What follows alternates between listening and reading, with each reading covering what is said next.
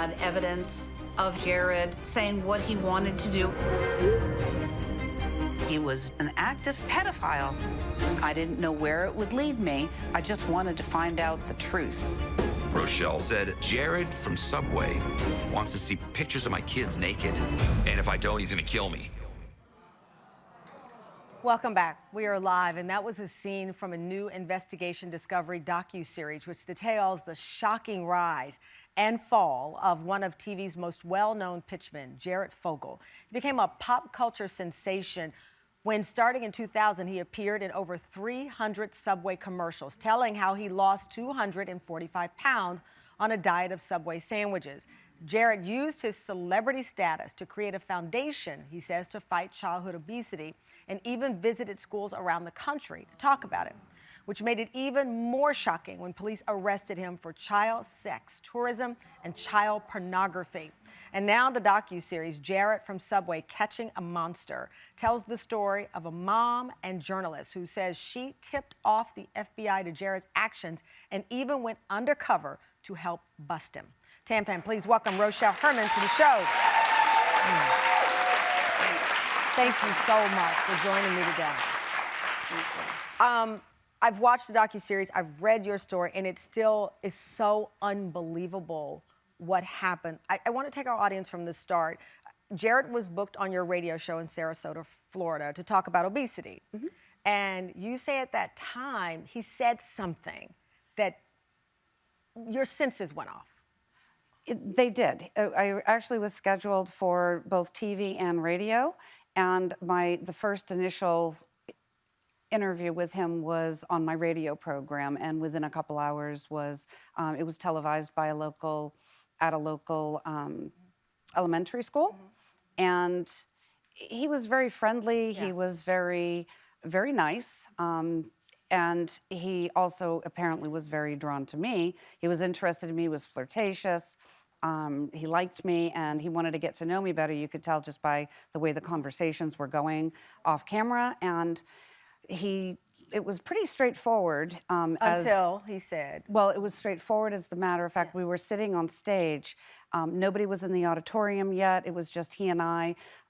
My cameraman was across the way, so the mics were hot. Right. And he had been talking to me, and he leaned over and said to me how hot he thought middle school girls were, which was not even the topic matter. There was nothing that led up to that. And I thought to myself, did he just say what I think he just said, what I just heard? And I looked over at my cameraman across the auditorium, and his jaw, he was floored. You, as I mentioned, you have a journalism background, and it kicked in after that. You gave him the belief that you were befriending him, but you were really interviewing him. And you talked to him somewhere around 15 to 20 times a day on the phone, and you were recording him to see if you could catch him saying something to use as evidence. So you had already started investigating him. I want to show a clip to our audience when you decided to get law enforcement involved. Let's play it. With the comment that he had made at the school, and now the comment about me putting my hair in pigtails for him, no doubt in my mind that Jared was in fact a pedophile. It made my skin crawl. You took the tapes to the FBI, and they told you that they weren't admissible and that they could not do anything. Initially, they did say that. My meeting with the FBI was less than 5 minutes, because as soon as I submitted the information that I had, she looked up and she said, the lead agent that I was handed with, and she said, "Is this who I think it is?" Right. I said, "Yes, it is." And they did say what you just referred to, this wasn't admissible, and I shared with them the reason why it was admissible, because I was a known talk show host. It was a public broadcasting facility.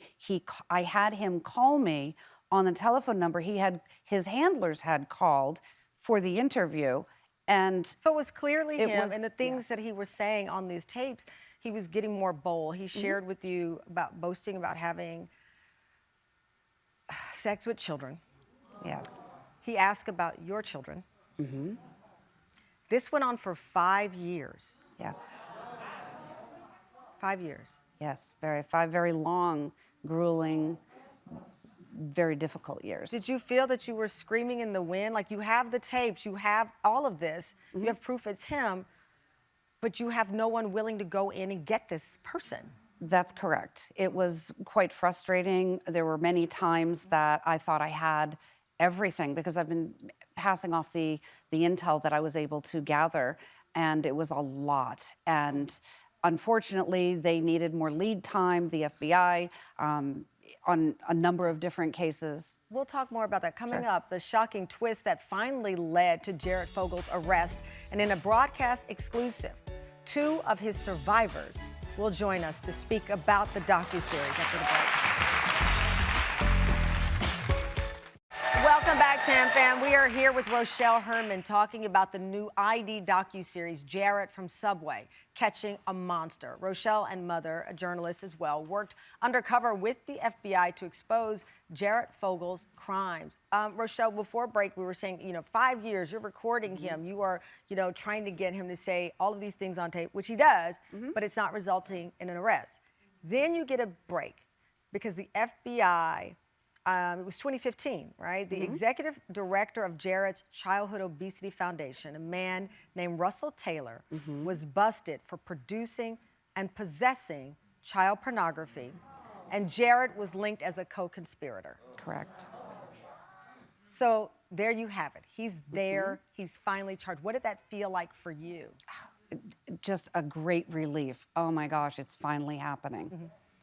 Was it all upsetting, though? Because when you think about, you knew it 5 years earlier, how many people could have been saved? That's been my dilemma all these years, is every passing minute is another opportunity where he could do harm to a child, and that was his intent. In the series, we learned that man, Taylor's own stepdaughters, were 2 of his and Jared's victims. Yes. Here's the clip. Let's take a look. A search of Taylor's home in April revealed more than 500 explicit images of children. That's when we realized the people you think are the closest to you are actually the most dangerous. Because what we found out was pure nightmare. Speaking publicly for the first time, please welcome Hannah and Christian to the show.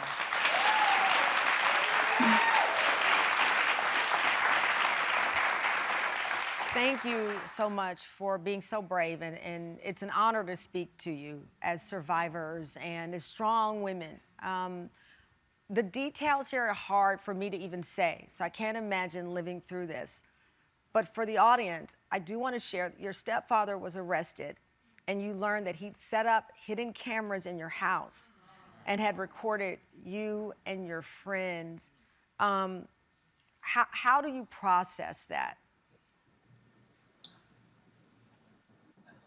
So, I think at the time, being minors and being children, even during the time of arrest, I think it was more shocking and confusing than anything, because, we weren't educated at the time to know about, pedophilia and child pornography and predators. Yeah. We were actually, educated and manipulated into believing that behavior was normal.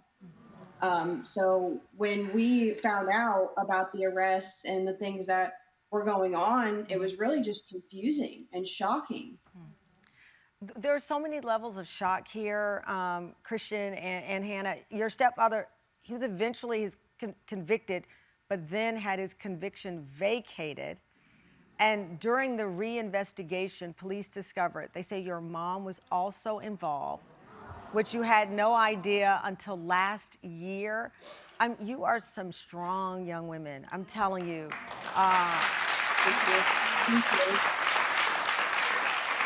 Christian, you are a mom now. When you look at what you survived and thinking about your own daughter and what you'll have to share with your child, what do you want her to understand, and really anybody watching?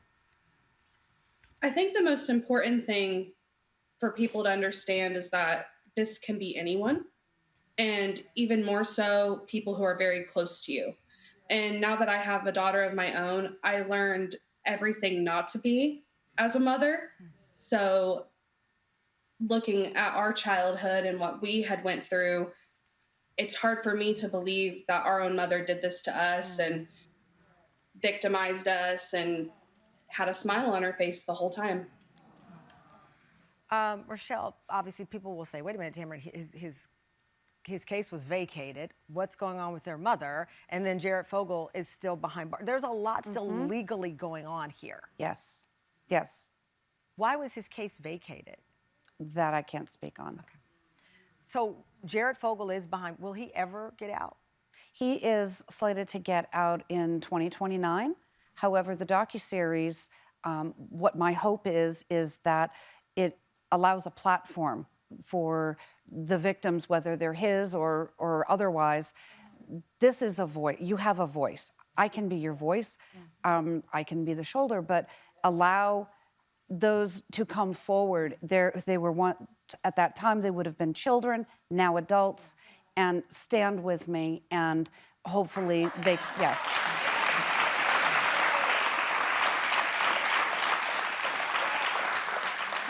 Hannah and Christian, you know, this documentary will open up a lot of wounds. How are you both making sure that, as the truth is learned, that it doesn't trigger emotions and feelings in you? I mean, this is your life, a big part of your life, not the total sum of your life, because you're greater than this moment.